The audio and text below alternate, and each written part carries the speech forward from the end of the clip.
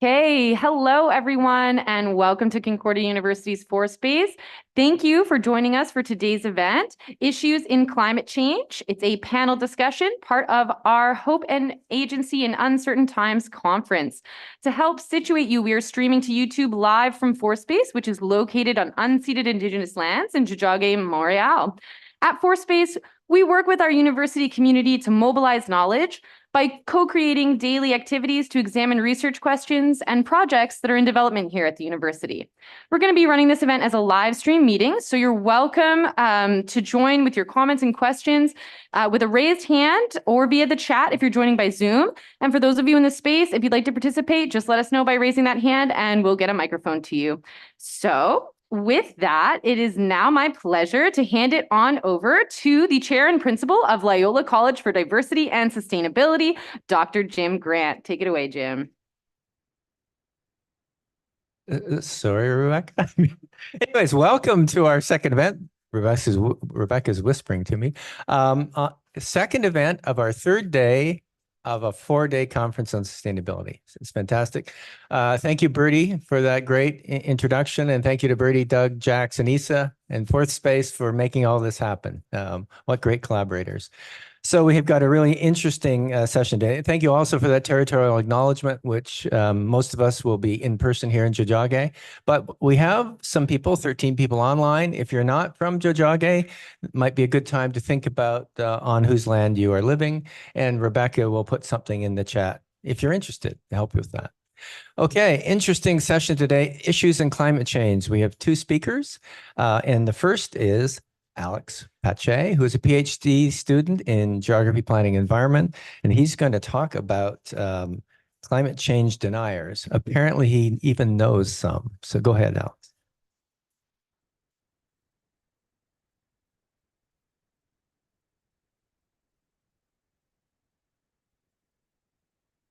Hi, everybody. So today I'm presenting the problem with climate deniers and about building community around changing narratives of climate skepticism. So I'm a PhD candidate in the Geography, Planning, and Environment department. And this is actually not my subject of study. I study tree rings and past environmental change, but it's something that I've been interested in for well over a decade. It's just, I find it interesting to see what the different narratives are and how they're pushed forward. And it sort of became personal for me in the past couple of years and inspired me to do this presentation. So first thing is actually good news. Climate denial is in decline. Here you could see a study over 10 years from 2013 to 2023. It's by the Yale Program on Climate Change Communication. And they separate this survey in 6 different categories about people's attitude towards global warming and climate change. So focus on the middle here. You can see how it's changed over the past 10 years. So alarmed increased by 13%, concerned went up by 5%, cautious went down by 11%. So a lot of it shifted up into concerned and alarmed. Disengaged stayed at 0, but then doubtful and dismissive. So people who are doubtful and dismissive about climate change actually went down by 4%, 4% for doubtful and 1% for dismissive. So this is good. I think it shows that we've sort of won the narrative battle. And I think in a lot of ways, those numbers will keep going down. And that's for the US. So that longitudinal study was in the US, but they've done similar studies in all over the world in collaboration with Meta. So they used social media, specifically Facebook and Instagram, and used AI to check what the different attitudes were in the comments and in posts. And it's interesting because places like Mexico, Brazil, and India are at the top for the most concerned and most alarmed, which makes sense. They're near the equator, which is somewhere that is very affected by the impacts of climate change. Great. And then we could go down, and United States and Canada is pretty similar. So we'll zoom in for Canada. So I'm interested in the 3, 8, and 5 at the end. So that's disengaged, doubtful, and dismissive. And that's 16% of people. So that we're talking like 7 million people in Canada. It's still pretty significant. And I think I think there's a way to sort of bring those people, to try to bring those people in. I don't think they're a lost cause, and I'll explain why. Okay, that is not working. There's also other evidence besides this study. I noticed it personally that the narrative is changing and that there's less denial. And this YouTuber, there's a lot of climate change like YouTubers, and this guy did a survey of the top YouTubers and found that 33% of them found there was less frequent denial in their comments. And so there is a general shift. And they also noticed a shift that there's a lot more doomerism in the comments as well, which is kind of a different subject of study. And then I'll just mention Michael Mann. He's a famous climate scientist. He was sort of the first one to that notice this shift, that things are changing, that climate denial is not as intense as it used to be. And he wrote this book called The New Climate War. And he suggested that it's actually switching from climate denial to climate inactivism, of trying to reduce activism around climate change. So the climate denial of the past is global warming is not happening. Greenhouse gas emissions by humans are not causing warming. And there's, of course, this famous Republican senator who came to Congress with a snowball saying, oh, there's snow. How could it be that climate change is happening? There's a bunch of silly stuff like that. And there's a lot of interesting books like Merchants of Doubt and Climate Cover-Up that show how this was all a campaign. Climate denialism was a campaign by the different fossil fuel industries, and that they made foundations to push propaganda to slow the consensus, or at least the public consensus and political consensus on climate change. And even just recently, like last week, there's a study that showed that the oil industry has sought to block state backing of green tech since the 1960s. So this is a long, an issue that's been around for a long time. And the fact that we're winning and that science is coming as the winner in this is hopeful to me. Now, the new climate denial is that the impacts of global warming are beneficial or harmless, that climate solutions won't work, that climate science and the movement are unreliable. But generally, they accept that climate change is happening. And that's an interesting shift. There's actually a report that came out a few months ago called The New Climate Denial by the Center for Countering Digital Hate. And they sort of study how social media has affected this. And I think social media has actually pushed people out of it as well. And it's just the general, people are seeing the impacts in their personal life. So it's easier to accept climate change when you're seeing the impacts. Now, this report, they used an AI again to study the transcripts of a bunch of climate denier YouTube channels. And they found that new denial, so what is described here, is up from 35% to 70% from 2018 to 23. So it doubled, this new denial of accepting climate change, but the old denial is down by 30%. So more evidence that this has changed. And they tend to portray social media as only a bad thing for this sort of issue. But I think another study which used Reddit, which is a super popular forum website, found that there's actually a lot of debate, and they didn't see the echo chambers that you see necessarily on other social media, and people were actually debating and having diverse views and interacting. So that's pretty interesting as well. And that's not to say that the climate of the denial of the past is still not very much present. Like if you do go #ClimateScam on X or on Instagram, there's still a bunch of stuff and still denying that climate change is even a thing. Representative Marjorie Taylor Greene, obviously like ridiculous person sometimes, but it's just funny to see. This was a pretty recent post that she says, don't fall for the scam. You can see at the bottom here, fossil fuels are natural and amazing.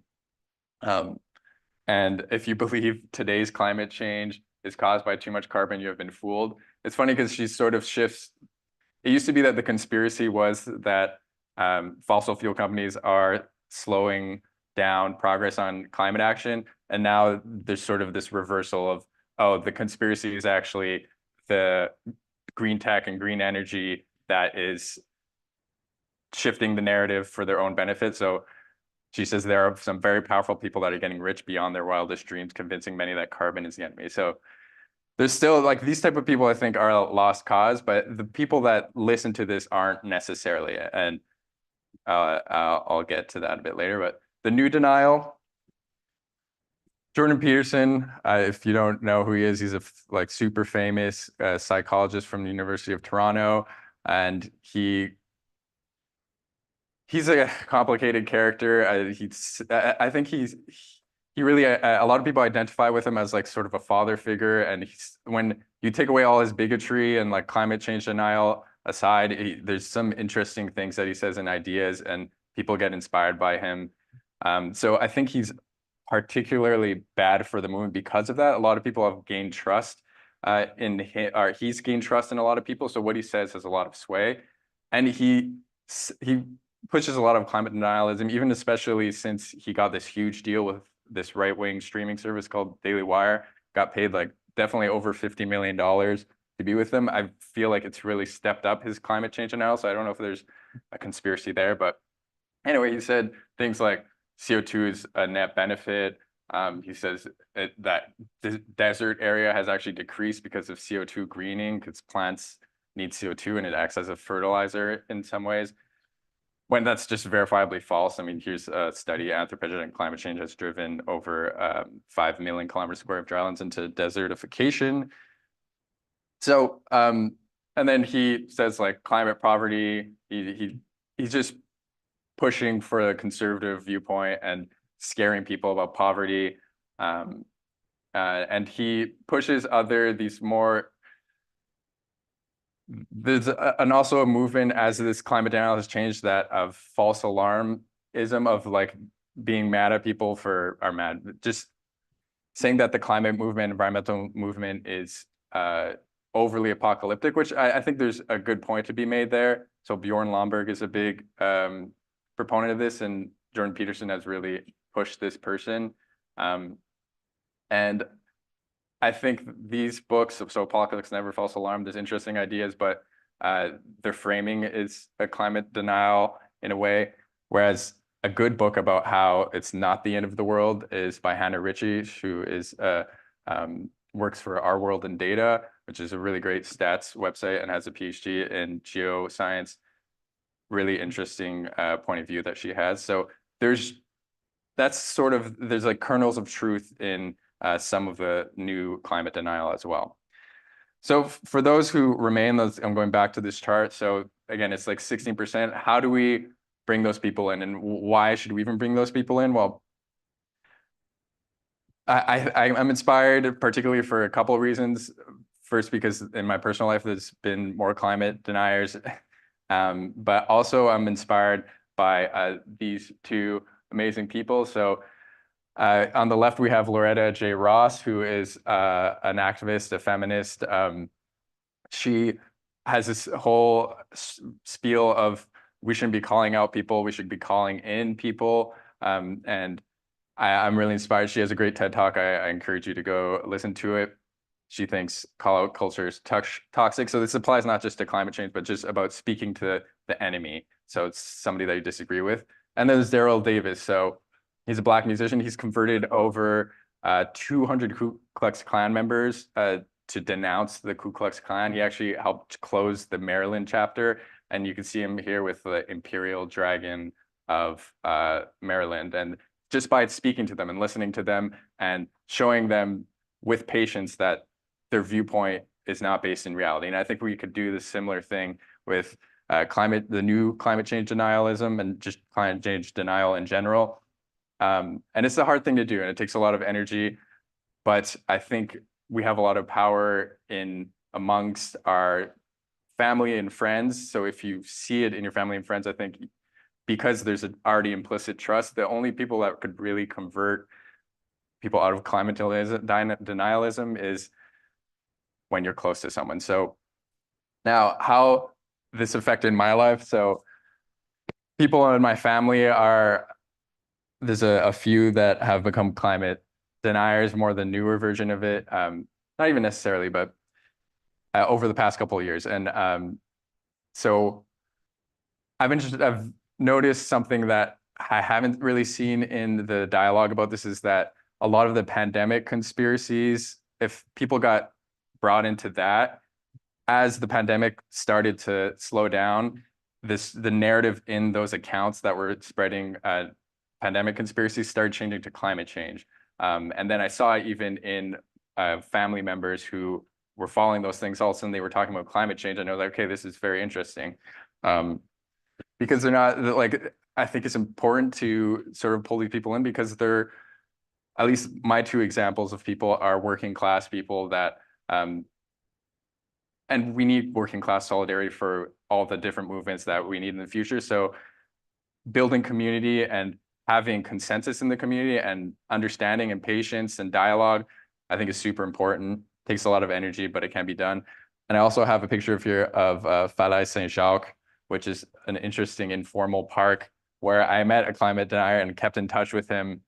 And it's funny because when we first met, he was talking about like the park and how and his history with like environmentalism. And then as I followed him on Instagram, I was like, okay, he's actually very skeptical about certain parts of climate change, and that's interesting. Like, it's not. People are obviously complex, and it's just interesting as I've talked to these people that I've noticed there's sort of three different types of climate deniers. There's when they have jobs related to fossil fuels. There's people with a conservative worldview, and then there's people concerned with authoritarianism. And generally, this all shifts generally to the right ring of politics, but I don't think that's true, especially when it comes to the last one, as the two people I've talking about are not necessarily right wing. So for jobs related to fossil fuels, I think this is an issue that is going to sort of disappear. So an interesting study by Canada Climate Law Initiative found that it only takes $276 million at the max to convert all of the oil sands workers to the solar industry.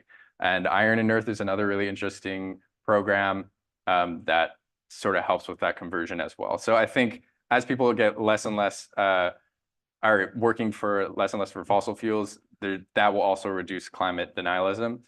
And then there's a conservative worldview. And I think talking with a few deniers as well, when there is conservative worldview stuff that comes up, I think it's really effective to talk more directly about issues. So whether it be air pollution, which reduces IQ, like for electric vehicles, that's just a good argument in itself. And I think it's effective. And then for conserving land and how that relates to climate change and climate solutions, I mean, a lot of important conservation organizations are related to hunting, which is often more of a conservative activity. Not that it's often more conservative activity. And then Dr. Catherine Hayhoe is a climate scientist, and she uses Christianity and her roots in Christianity to relate with people about climate change. And I think that's very effective in general. And she said it's effective. And the World Council of Churches, which represents like, I think like over 100 million churches, endorses the fossil fuel non-proliferation treaty. So the church is behind it as well. And I'm pretty sure the Pope has said things about climate change in a positive way as well, about climate action. So there's that. And then there's people concerned with authoritarianism. I think that's a valid concern if you look into the literature of eco-fascism. And I do think the ruling class will try to take advantage and take away rights from people using climate change. I think that's a pretty logical way of thinking. I think people who follow the climate justice are just more grassroots climate action know that that's not what most people want, and that climate action advocates usually are against authoritarianism as well, I would hope. And I generally use the argument, this is an argument I've had a lot with the people in my life, is that the sooner we deal with climate change, the less impacts there will be. So there's this little meme down here. So climate change will cause domino effect of extreme weather events, then food shortages, water shortages, which leads to war and fascism. So the sooner we deal with it, the less fascism potential there will be. And it's also important to note that that climate change, that it's a conversation that's hard to have, but there's really ways to convert the conversation so that it doesn't trigger all these buzzwords of that trigger people, especially conservatives. And I think there's ways to talk about these things, and it's complicated. And Andrew Dessler, who is an important climate scientist, actually went on the Joe Rogan Experience, which has a huge audience, and made this exact argument of like, look, the sooner we deal with this, the less potential there is for authoritarianism related to it. So when all else fails, there's also interesting AI chatbot related stuff. So if you have a chat with ChatGPT about climate change, it actually will ask you questions apparently, and sort of place you on the political spectrum, and then adjust how it's speaking about it.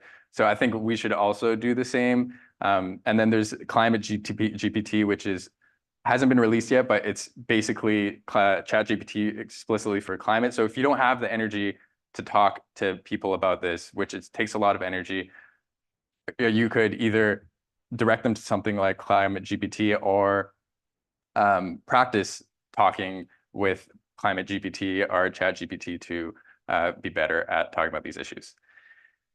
So that's pretty much it. That's my spiel. I really think like we have to try to have the least amount of division possible, and that building community is super important, and having resilient communities is one of a huge solution to climate change in general, as the impacts increase and as there's other stresses on our systems. Now, I'll end with two little quotes. So first is Dr. Joseph Heath. He's a philosopher at University of Toronto. For most of human history, people were poor not because of lack of resources, but because of lack of cooperation. And then here we have Dazan Dixon Diallo, who works with Loretta, who I mentioned earlier, and works with her on their calling in instead of calling out. And she says, calling in will be to this digital age human rights movement of the 21st century what nonviolence movement was for the civil rights movement in the 20th century. A new way to understand how to truly achieve justice. Thank you.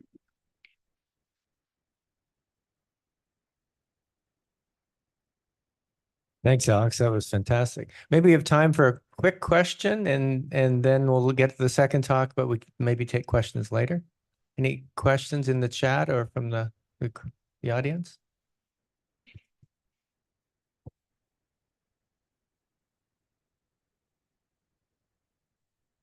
Thank you very much for that.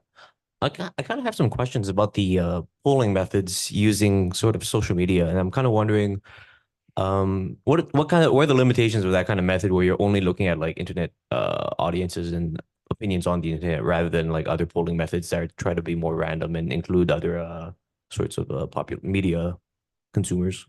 Yeah, I think those studies are quite limited, but for me, they have a lot of pull because they're sort of reinforcing each other, and they're reinforcing what I've seen personally as well. So there's definitely limitations, and but it's pretty hard to evaluate these things otherwise. I mean, surveys are pretty much the only way besides to get a picture of a broader population.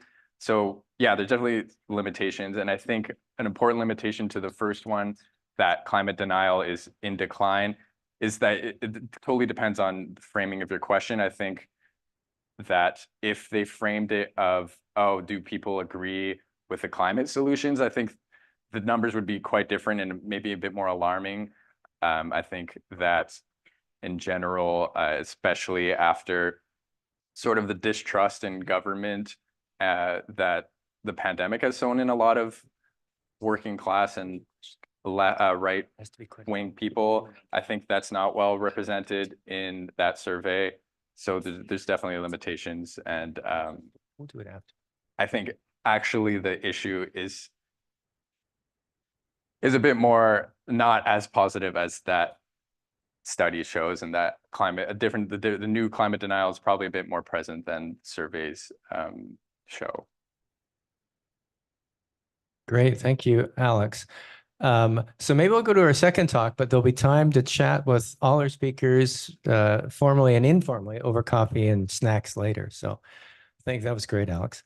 Our second talk is by Antoine Leger and Pramila Chowdhury. Antoine's a former design student. Pramila is a PhD student in geography, planning, and environment, but they both are researchers in CP3, which stands for Concordia Precious Plastic Project. So please go ahead, take it away. Thank you for the introduction. I'm a PhD student in geography department, and this last semester, I become a sustainability ambassador and try to get involved in various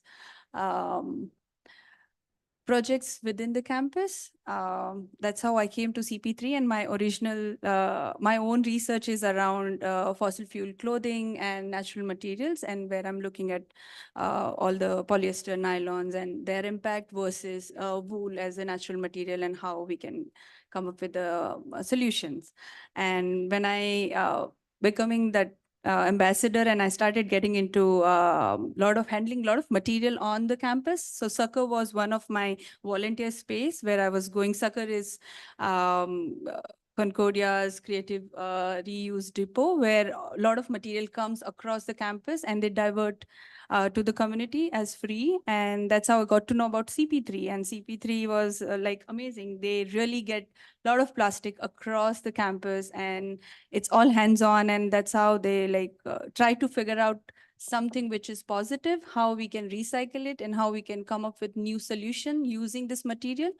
Because as Alex just explained about climate denial and climate anxiety, these are like really words. These are not just words. We all experience it these days, like when we see these news and numbers. So our motto is more to look towards climate hope, and that's how CP3 works. So we'll take you through a brief presentation. We are talking about plastic as a material. Material is not a problem, but the handling of the material is a problem, which happened. We are not all, having a better understanding where to throw it, what is the recycling methods. A day-to-day life, we don't know the material well.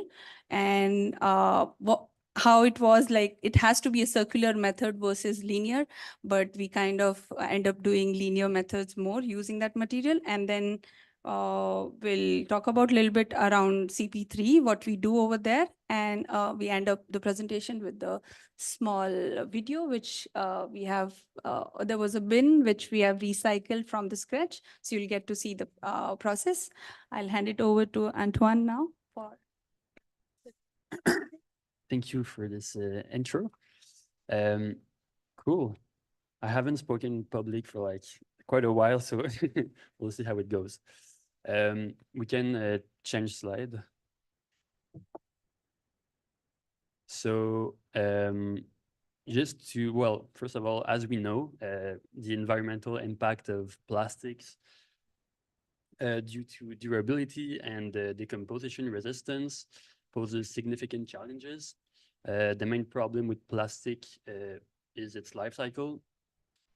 So just to give you like a quick throwback about the history of plastic, it might be a bit older than you think. So it's been, well, the industrial production of plastic started in the early 1900s, so it's more than 100 years old. Initially celebrated for its industrial production,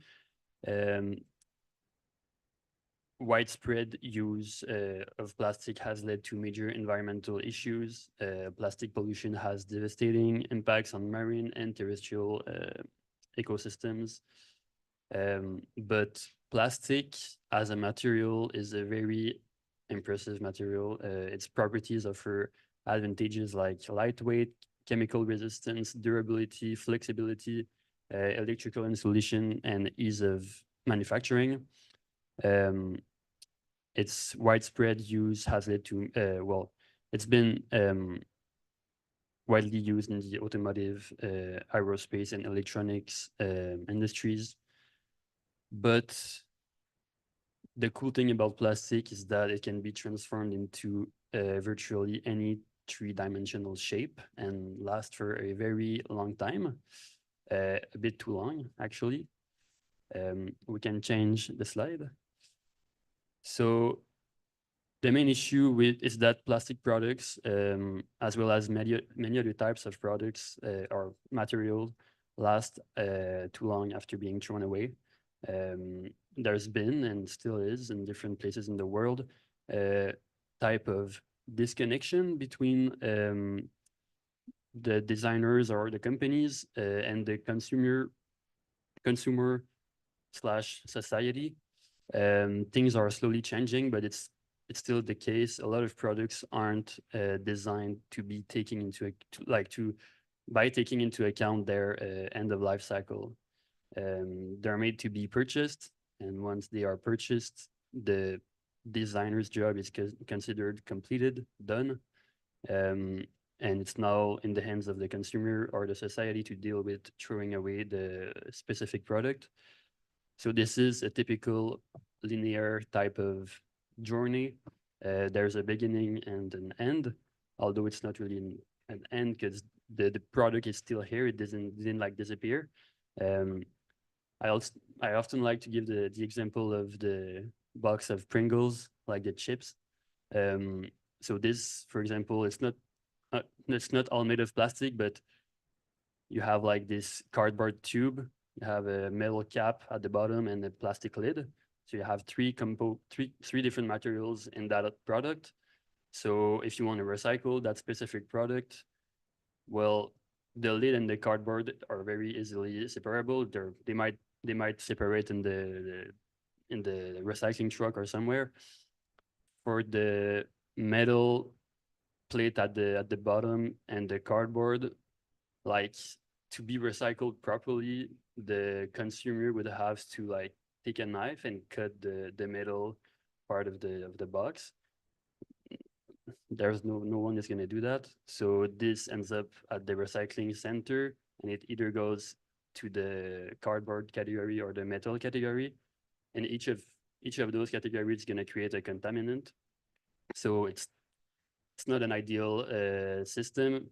It's changing. Like, for example, I've seen like to compare to Pringles, like the similar box, but from Lay's, they have like just plastic, which is way easier to recycle.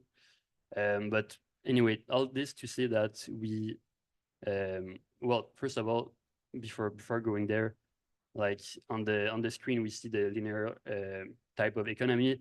In a circular type of life cycle, you would be able to keep the materials in the loop for at least a couple rounds. But yeah, so all this to say that we have a lot of waste in our environment.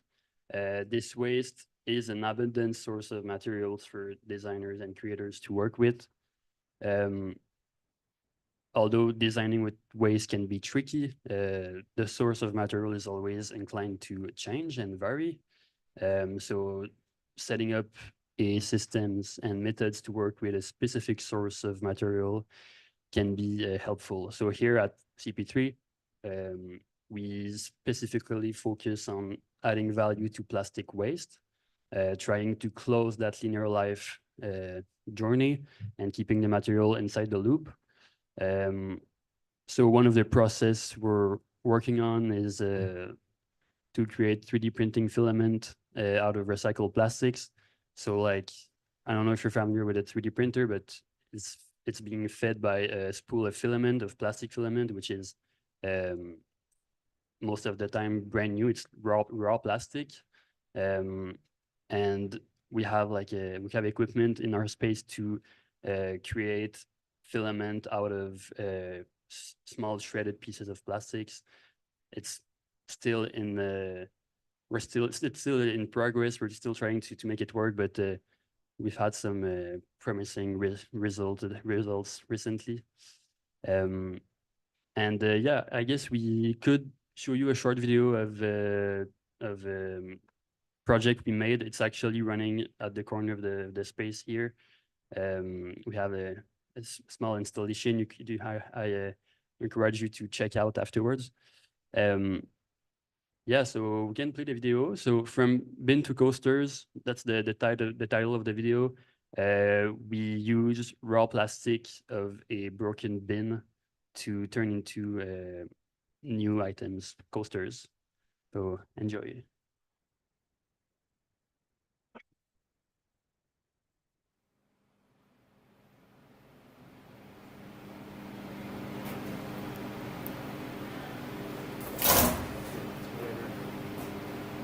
Come on in. Don't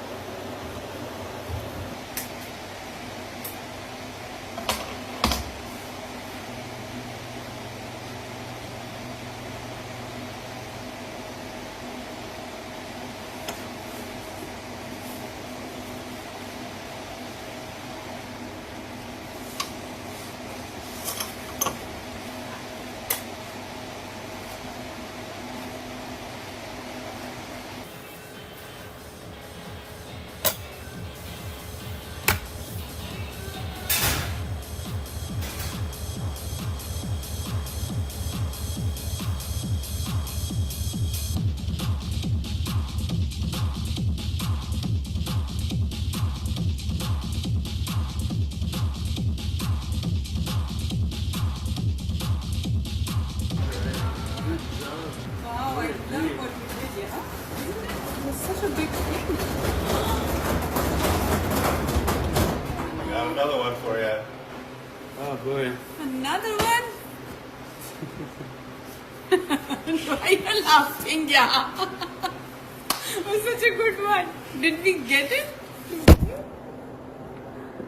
Let's see. And we can stop it or oh yeah, laugh would be also cool, just a satire on it. Thank you for watching. Yeah, I guess that's it for us. Let me know if you have any questions. Time for a quick question. Okay, and then-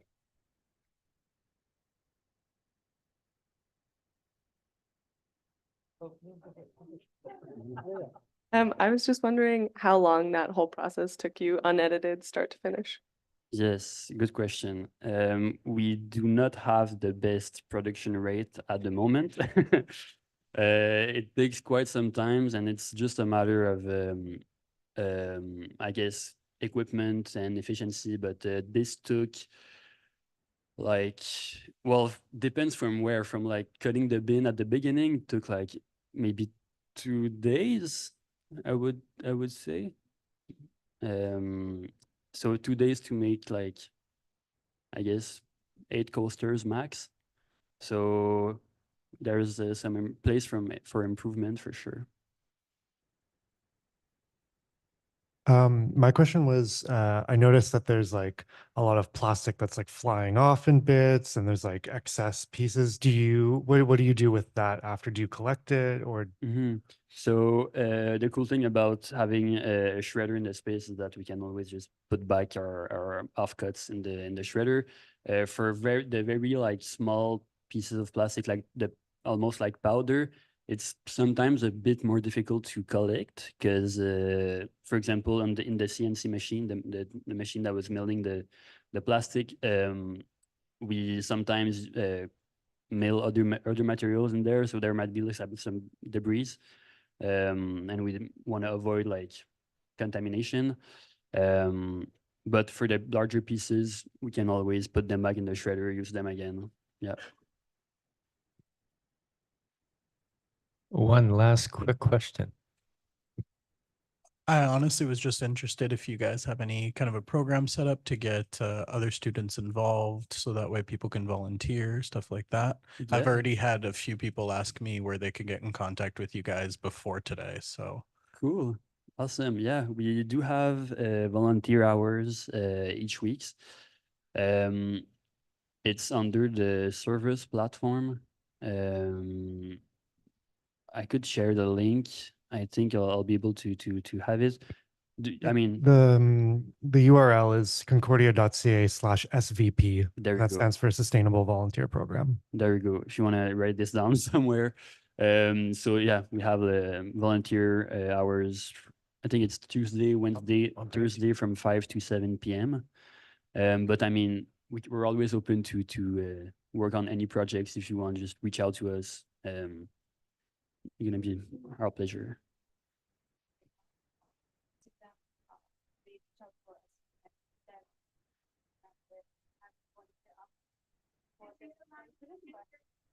Oh, sorry. Yeah, on through Instagram, a lot of people reach out, and then we divert to, if they're student, then we divert them to the volunteer program. Otherwise, community members across the city also get involved, and they can come up with their own projects, and we try to like brainstorm. And recently we are working on one project for Loyola campus, where they have a food garden coming up in the summer. So we are making, using the same material and making the placards. So they will be there forever. It's plastic. And there are a lot of projects keep coming to us. And it's interesting to see how we can use innovatively this method, because right now we are in a smaller space. And the idea is to create more variety of innovative methods, and we can always propose for the bigger space and get the grants. Thank you. Thank you for asking. Great, thanks very much. Maybe I'll call the official meeting now because we're a little over time. Thank you, Pramila. Thank you, Antoine. Thank you, Alex. But please stay and we can chat just informally with the crowd afterwards. And then I'll pass it over to Rebecca. I am going to be real quick. Thank you. That was fantastic. I always say I do this conference so that I can learn about all of the great work that's going on. That really is the real reason I do this.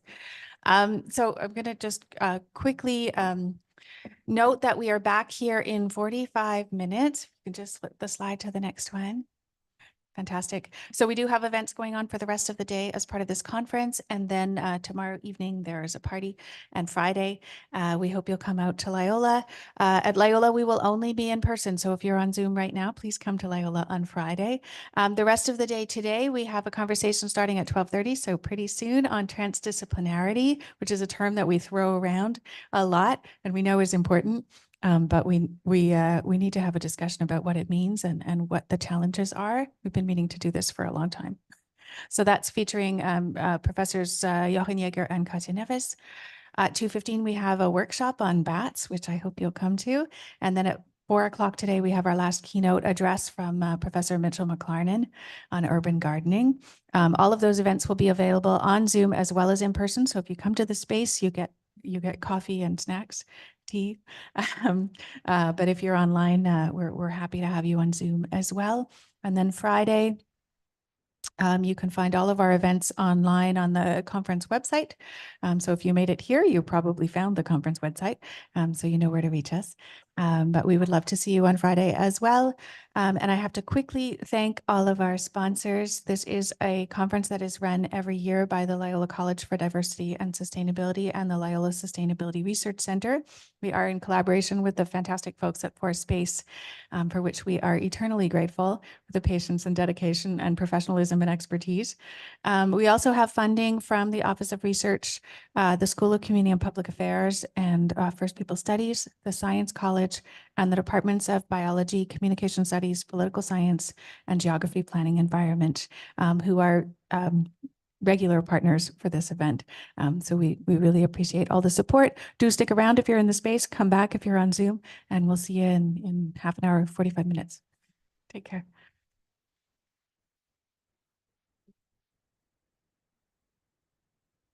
Okay, thank you to everyone that has been involved with the Hope N Agency conference. As Rebecca said, we have lots of fun and exciting things happening for the rest of today. So please join us again. We're going to be closing up the live stream now, but just a quick reminder that this conversation is already available on our YouTube channel if you'd like to revisit or share us. So stay tuned for the rest of the exciting events we have coming your way. And